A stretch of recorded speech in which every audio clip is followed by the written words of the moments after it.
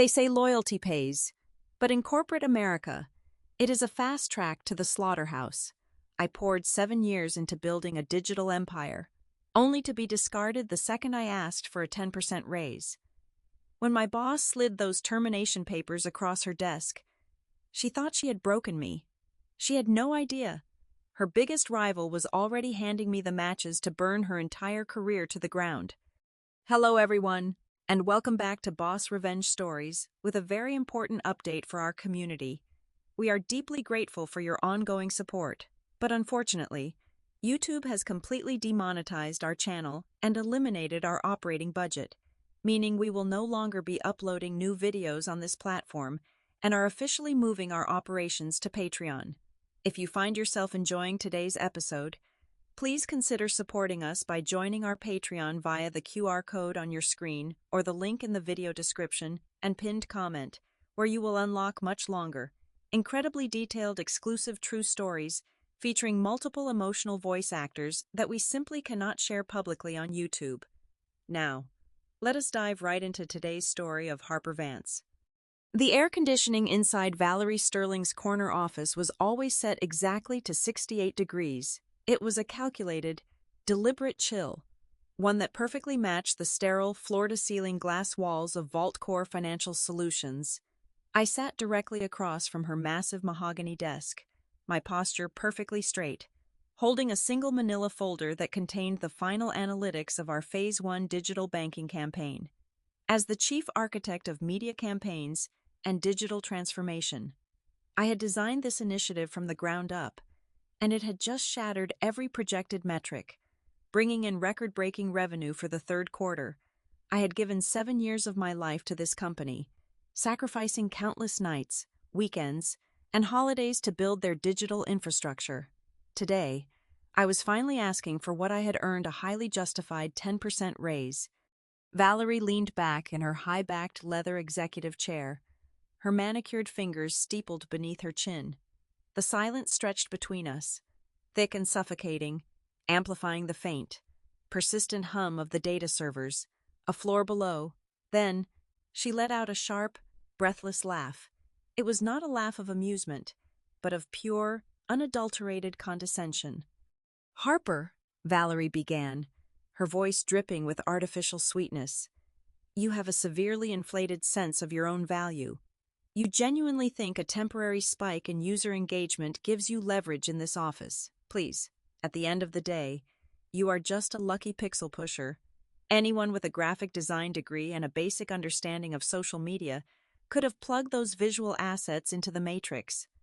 She completely dismissed 7 years of late-night coding, complex algorithm restructuring, and architectural design with a single, careless flick of her wrist, before I could even formulate a verbal response. She opened her top drawer and pulled out a thick document. She did not hand it to me. Instead, she placed it flat on the polished wood and pushed it slowly across the desk until the edge touched my side. "Vault Core is currently restructuring its marketing division," she stated, the mock sweetness completely gone, instantly replaced by a ruthless corporate monotone. "Your role has been made redundant effective immediately. This is your severance package agreement. It includes exactly 2 months of base pay, provided you sign the standard non-disclosure agreement." Valerie folded her arms and waited. I knew exactly what she wanted. I had seen her do this to at least 5 other senior staff members over the past 3 years. She thrived on the brutal power dynamic of the firing process. She expected my voice to tremble. She anticipated the wide-eyed shock, the desperate pleading, or perhaps the angry tears that would validate her absolute authority. She desperately wanted a performance. I gave her absolutely nothing. I did not blink. I did not shift in my chair. The cold air of the room settled deep into my bones, freezing any rising panic into a solid block of absolute focus. I reached inside my blazer, pulled out my silver pen, and flipped open the termination agreement. The sharp sound of my pen scratching against the heavy paper echoed loudly in the quiet room.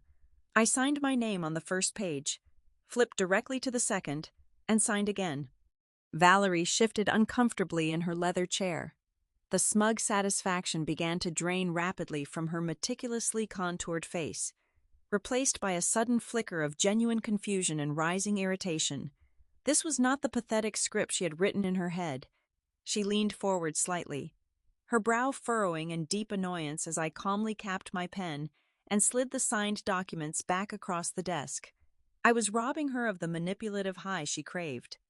"I will have my desk cleared in 15 minutes, I said, my voice completely flat and devoid of any human emotion. I stood up, smoothed the front of my blazer, and walked to the door without waiting for her response, leaving her trapped in a deeply unsatisfying silence. The walk back to my cubicle felt like moving through thick water.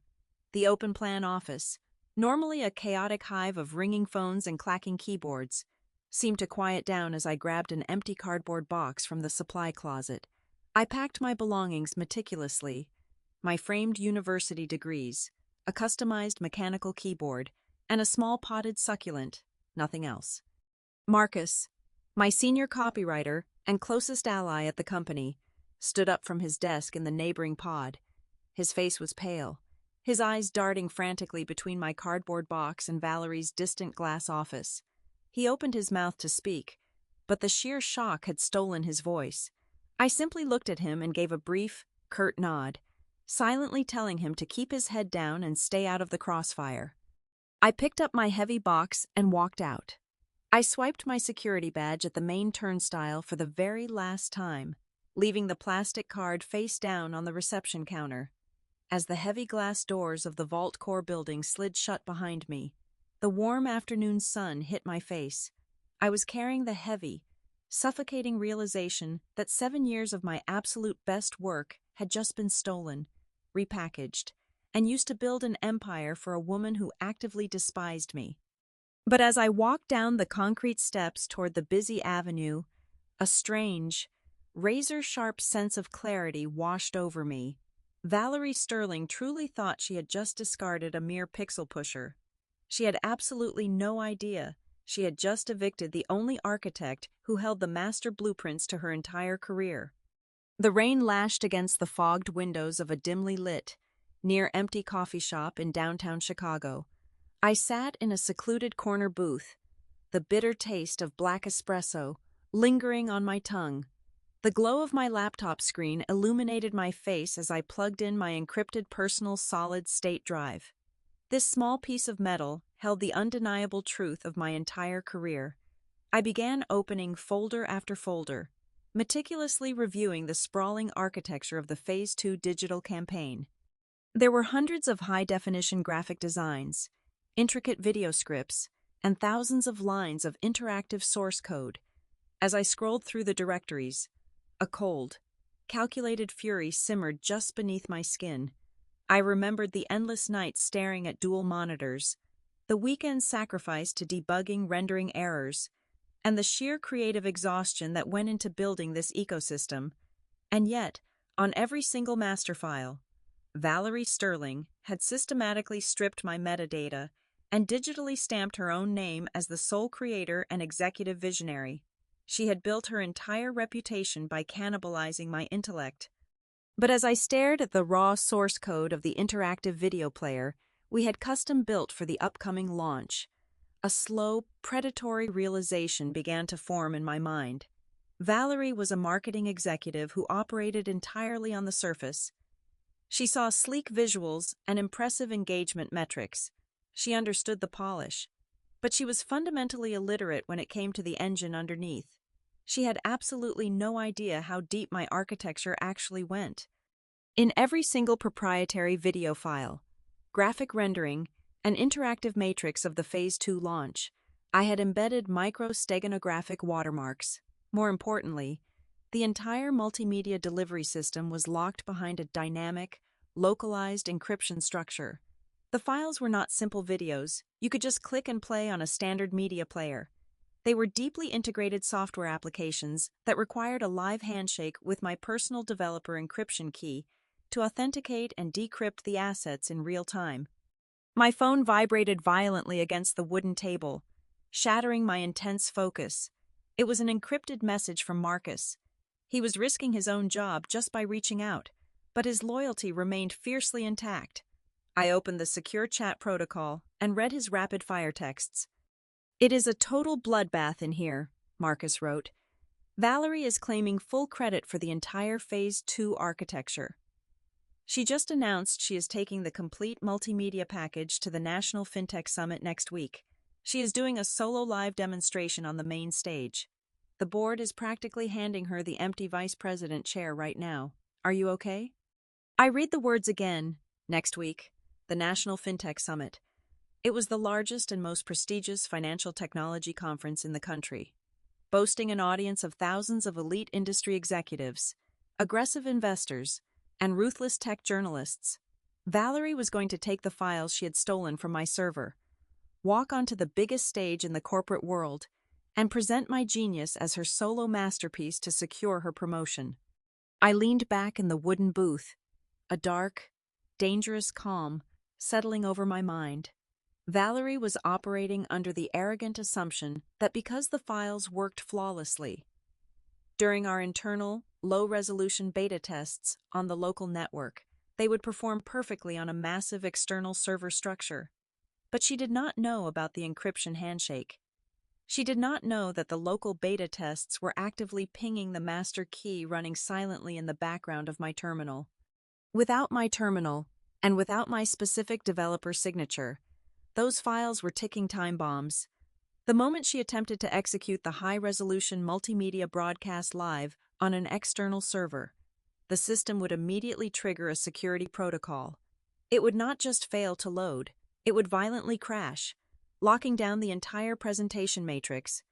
For a fleeting second, the dutiful employee ingrained inside me considered sending a warning email. I could easily alert the IT department and save the company from a massive public relations disaster, but then I remembered the cold, lifeless tone in Valerie's voice when she called me a lucky pixel pusher. I remembered the severance agreement she pushed across her mahogany desk, designed to erase my existence for exactly 2 months of base pay. I closed the secure chat application on my phone without replying to Marcus.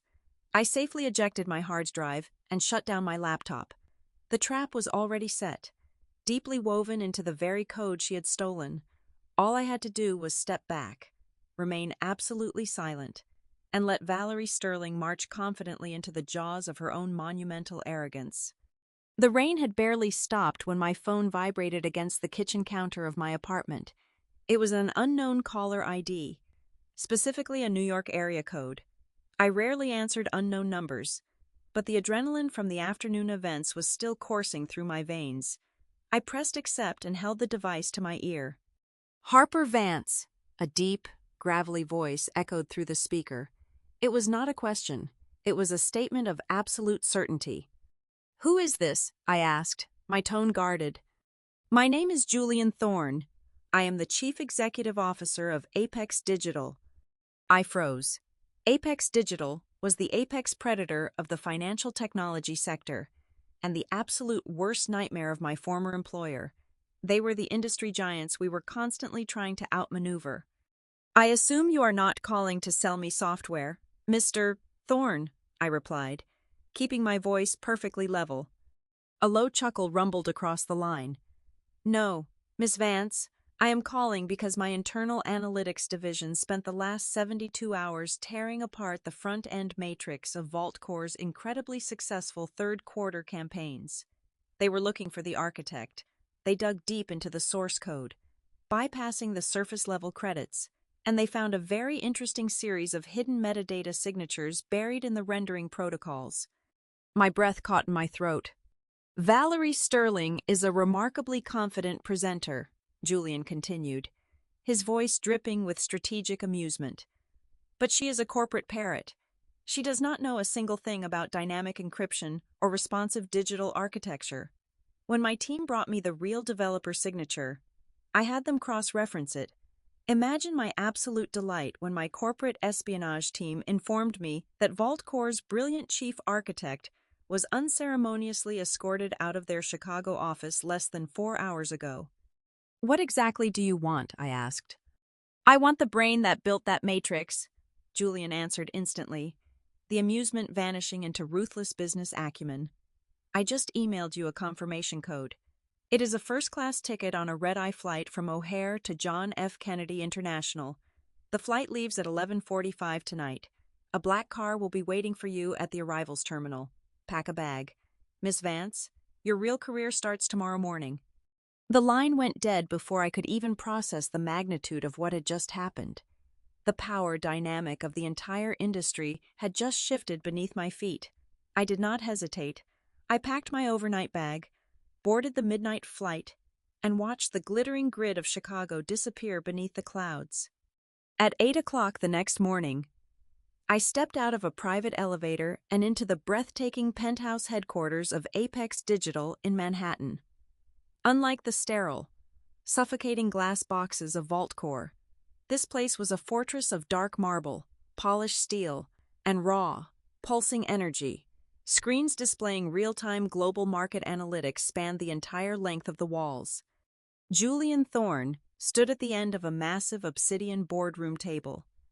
He was a striking man in his early 50s, radiating the kind of absolute, unapologetic power that Valerie Sterling could only pretend to possess. He gestured for me to sit and immediately slid a thick, leather-bound folio across the dark stone surface. "Open it," Julian commanded, leaning against the edge of the table. I flipped open the heavy cover. It was an employment contract. The title at the top read, Senior Creative Director of Digital Transformation. My eyes scanned down to the compensation clause.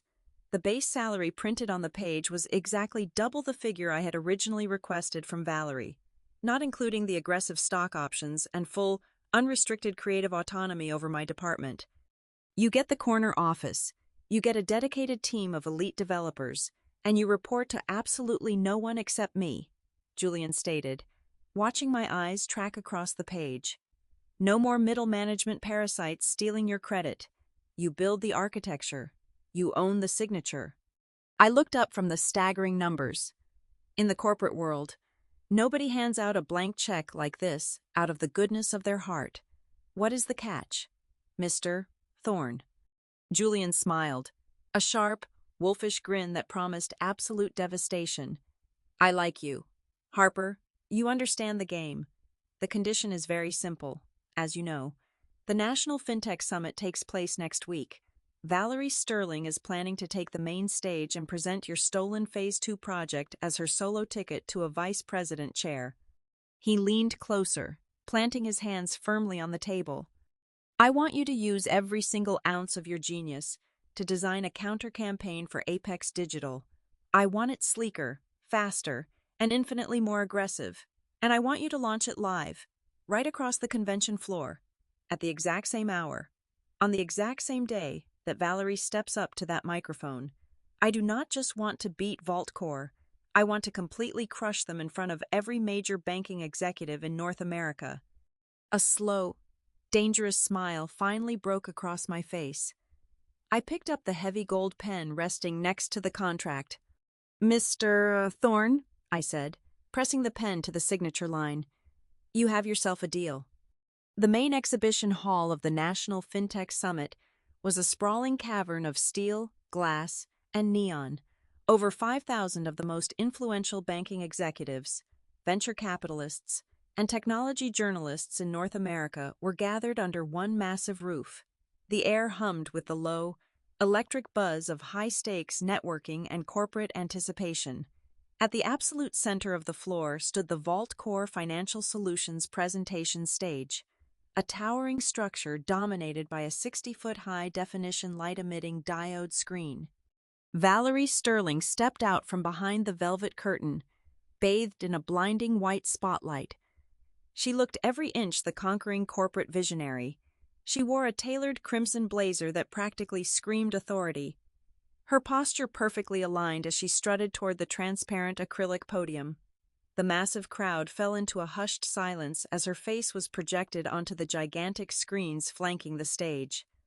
"Good morning, innovators," Valerie projected into her headset microphone, her voice smooth, practiced, and dripping with absolute self-assurance. "For the past 18 months, I have dedicated every waking hour to conceptualizing a completely new paradigm in consumer banking. I asked myself, How do we transcend the traditional user interface? How do I build an ecosystem that does not just respond to the market, but anticipates it? From the shadows of the Apex Digital Pavilion, directly across the hall, I stood shoulder to shoulder with Julian Thorne, watching her weave her web of stolen glory. My arms were crossed, my face an unreadable mask, but underneath, my pulse was beating a steady, war drum rhythm. Today, I am not just showing you an upgrade, Valerie continued, raising her hand dynamically to cue the climax of her speech. I am unveiling my masterpiece. I present to you the absolute future of our industry. She dramatically slammed her palm down on the launch button embedded in the podium. For a fraction of a second, the massive 60-foot screen went completely black. The crowd held its collective breath. Valerie held her victorious pose, a triumphant, blinding smile plastered across her face, waiting for the applause. Then, the trap snapped shut. Instead of the sleek, orchestral opening sequence she expected, a jarring, mechanical error, klaxon blasted through the stadium-grade sound system. The deafening noise echoed off the concrete walls like a fire alarm. The massive screen behind her did not render the beautiful Phase 2 graphics. Instead, it violently flashed a blinding, aggressive crimson red. A wall of raw, uncompiled source code cascaded down the display like a digital waterfall before abruptly freezing, right in the dead center of the 60-foot screen, locked in massive, unyielding white typography. A fatal system prompt appeared. Critical decryption failure. Access denied. Missing architect signature H. Vance. A collective gasp rippled through the audience of 5,000 executives. The silence that followed was heavy, sharp, and brutally uncomfortable. The triumphant smile on Valerie's face instantly shattered. She whipped her head around to look at the screen, her eyes widening in absolute, unfiltered horror as she read my name blazing in 60-foot letters behind her. We seem to be experiencing a minor technical delay, Valerie stammered, her polished voice suddenly cracking into a high, frantic pitch. The hot microphone picked up the heavy, uneven sound of her breathing. The loud, hollow thud of her palm, striking the acrylic surface, echoed painfully through the speakers as she began frantically jabbing the launch button. But the encryption lock was absolute. Every time her finger struck the interface, the system registered an unauthorized breach attempt, triggering the error klaxon to blast again, louder and more punishing than before. The sound was a physical blow.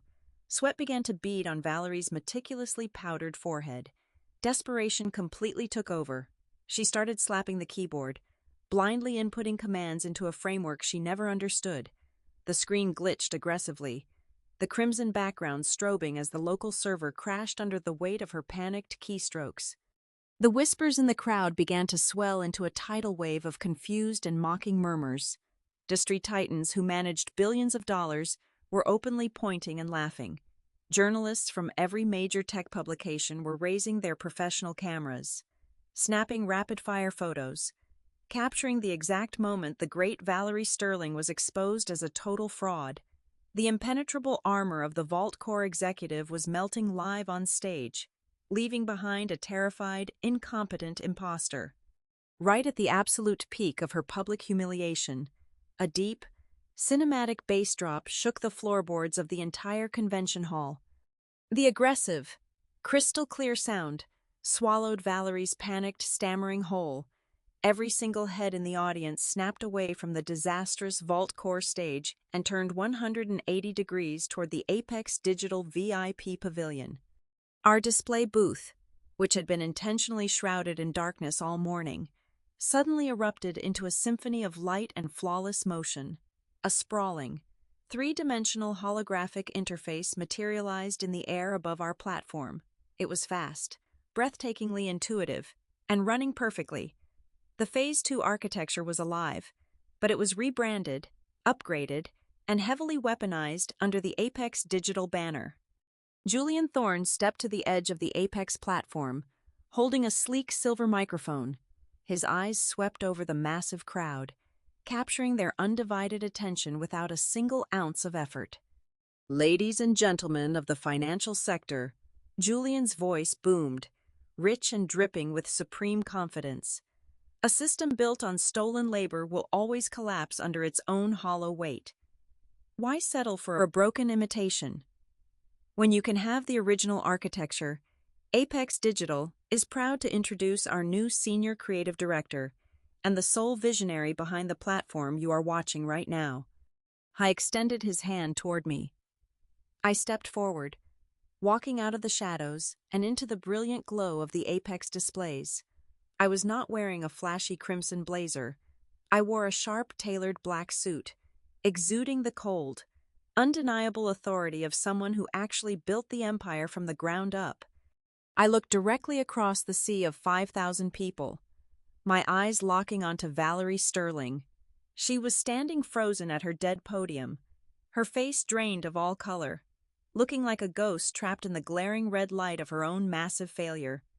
The shift in the room was violent and instantaneous. It was a complete corporate exodus. The massive crowd of banking executives, venture capitalists, and industry reporters turned their backs on the vault-core stage in perfect unison, like a dam breaking.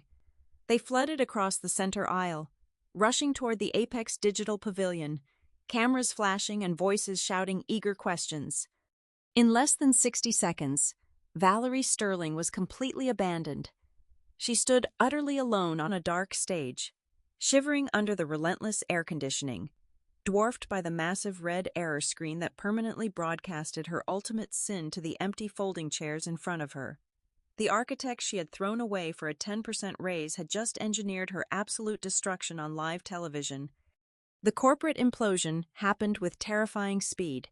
Within 48 hours of the National FinTech Summit disaster, VaultCore Financial Solutions was in freefall. Wall Street reacted with ruthless efficiency as the company's stock price plummeted, evaporating tens of millions of dollars in market value before the opening bell even rang on Monday morning. Institutional investors panicked, dumping their shares by the hundreds of thousands. Major banking partners who had spent years tied to VaultCore ecosystem collectively tore up their contracts, routing their multi-million-dollar portfolios straight to Apex Digital. Inside VaultCore, high-security headquarters, the atmosphere turned toxic. The board of directors convened an emergency closed-door tribunal, absolutely incandescent with rage. They were not about to let a single rogue executive sink a multi-billion-dollar institution without someone paying the ultimate price. They immediately launched an aggressive internal investigation, seizing server logs, financial records, and internal communication channels, pointing every single spotlight directly at Valerie Sterling. This was the moment Marcus and the rest of the engineering team had been waiting for, seizing the chaos. Marcus stepped forward as the primary whistleblower. He did not just submit a complaint. He delivered a digital avalanche. He uploaded years of time-stamped email chains, original file version histories, and encrypted metadata logs that definitively proved Valerie had systematically stolen intellectual property, bullied subordinates, and passed off other people's genius as her own corporate achievements. The evidence was airtight, completely dismantling every lie Valerie had ever told to protect her inflated title. The fall was brutal and instantaneous. By Wednesday afternoon, the board issued a formal decree. Valerie Sterling was suspended from her duties immediately, stripped of all executive access, and placed on indefinite administrative leave without pay. 2 security guards escorted her down to the lobby, while corporate compliance officers slapped heavy yellow sealing tape across her pristine glass doors. Seeing the writing on the wall, the entire marketing and design department she had terrorized for years submitted their mass resignations within the hour, leaving her department completely hollowed out. Far away from the carnage, high above the bustling streets of Manhattan, I sat comfortably in my sprawling glass-walled corner office at Apex Digital. The afternoon sunlight poured through the floor-to-ceiling windows, warming the sleek mahogany desk, where a hot cup of artisanal coffee sent up a gentle, fragrant steam. I rested my chin on my hand, calmly scrolling through the glowing financial news feeds on my secondary monitor. Headlines screamed across the digital landscape, detailing the catastrophic collapse of VaultCore and the ongoing federal scrutiny facing their disgraced former chief marketing officer. I read the articles with a profound, unbothered detachment. Valerie had spent years trying to erase my existence, reducing my entire professional identity to a lucky pixel pusher. Now, the system she had manipulated had utterly chewed her up and spat her out, leaving her name forever branded as a cautionary tale of corporate greed and unearned arrogance. I took a slow, satisfying sip of my coffee, turned away from the screen, and returned to building the future. 6 months passed. Half a year was all it took for the mighty to completely crumble. VaultCore Financial Solutions, once a towering titan of the industry, was reduced to a bankrupt shell of its former glory. Apex Digital absorbed its remaining assets in a brutal, highly publicized corporate acquisition, buying them out for absolute pennies on the dollar. Julian Thorne handed me a new, temporary title to go with my senior creative director role, head of the Executive Personnel Review Board. I was given absolute authority to sift through the wreckage and decide which members of the former VaultCore leadership team would be absorbed into Apex, and which would be cast out into the cold permanently. For weeks, my desk was flooded with portfolios and desperate pleas from middle managers who had once turned a blind eye to my stolen labor. I processed them with absolute objectivity. However, on a quiet Tuesday morning, a very specific application landed in my queue. It was an application for a senior external consultant position at our parent company. The name at the top of the file was Valerie Sterling. She had been unemployed for exactly 6 months. The industry had blacklisted her after the Summit disaster. She was desperate, firing off applications to any subsidiary she could find, completely unaware of the intricate corporate structure at Apex Digital, and entirely oblivious to the identity of the person sitting at the top of the review board. I scheduled her interview for 3 o'clock on a Friday afternoon. The executive boardroom at Apex was a cavernous space, walled in frosted glass and filled with the heavy silence of true power. I sat alone at the far end of the long obsidian table, my hands folded neatly over a single manila folder. I wore a tailored charcoal suit, projecting the absolute stillness of a judge about to deliver a final sentence. Exactly at 3 o'clock, the heavy oak doors swung open. Valerie Sterling walked in. She was wearing a familiar crimson blazer, attempting to project the same conquering corporate visionary aura she had relied on for years. She had clearly spent hours preparing, plastering on a bright, hungry, and entirely fake smile designed to charm whichever executive was waiting for her. She took 3 confident steps into the room before her eyes finally adjusted to the lighting and locked onto my face. The transformation was instantaneous and physically painful to watch. Her polished smile did not just fade, it violently shattered. She stopped dead in her tracks, her expensive leather heels scuffing awkwardly against the polished marble floor. The color completely drained from her meticulously contoured face, leaving her looking pale, hollow, and visibly shaking. Her eyes darted frantically toward the exit, then back to me, her mind desperately trying to comprehend the sheer magnitude of the trap she had just walked into. I did not smile. I did not glare. I felt absolutely no anger, no need to gloat, and no desire to raise my voice. I simply observed her with the cold, detached curiosity of a scientist looking at a very small, insignificant insect. "Please take a seat, Valerie," I said, my voice echoing smoothly in the quiet room. She did not move. She stood frozen, her breathing becoming shallow and erratic. Slowly, I opened this manila folder on the desk in front of me. I pulled out the premium, high-gloss resume she had submitted. I held it up so she could see it clearly. Every single bullet point, every fabricated metric, every stolen campaign, and every fake achievement she had listed under her previous title had been ruthlessly struck through with thick, bleeding red ink. There was almost nothing left on the page but empty white space. I let the ruined document fall flat onto the polished obsidian table. "You once told me that I had a severely inflated sense of my own value," I said softly. the silence of the room amplifying every single syllable. You looked me in the eye and told me I did not create any strategic value, that I was just a lucky pixel pusher. You built your entire empire on my architecture, and when I asked for a fraction of what I had earned, you threw me away. I reached into the folder one last time and pulled out a single sheet of paper. It was a standard corporate rejection letter. I placed my fingertips on the edge of the document and, replicating the exact, deliberate motion she had used against me years ago, I pushed it slowly across the long table until it hung slightly over the edge, right in front of her empty chair. "It is a true shame," I continued, my tone completely devoid of any human warmth. "I simply cannot retain someone who so wildly overestimates their own worth. Your application is denied. The exit is right behind you." Valerie did not say a single word. She could not. Stripped of her stolen power, she had absolutely nothing left to weaponize. She stared at the rejection letter for a long, agonizing moment, her shoulders completely slumping in absolute defeat. Then, without making eye contact, she turned around, pushed open the heavy oak doors, and walked out of my building and out of my life forever. Thank you so very much for listening to today's story. We would love to know where in the world you are tuning in from, so please let us know in the comments below. As we mentioned earlier, YouTube has completely cut off our funding, and we will no longer be uploading new videos to this channel in the foreseeable future. We are officially moving all of our operations to Patreon. If you enjoyed this journey of corporate justice, please help us keep this community alive by joining our Patreon family. You will gain instant access to our most exclusive, thrilling, and incredibly detailed true stories featuring multiple talented voice actors.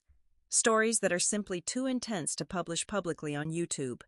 You can scan the quick response code on your screen right now, or click the direct link provided in the video description and the pinned comment below. Thank you again for your incredible support, and we cannot wait to share the next amazing story with you over on Patreon.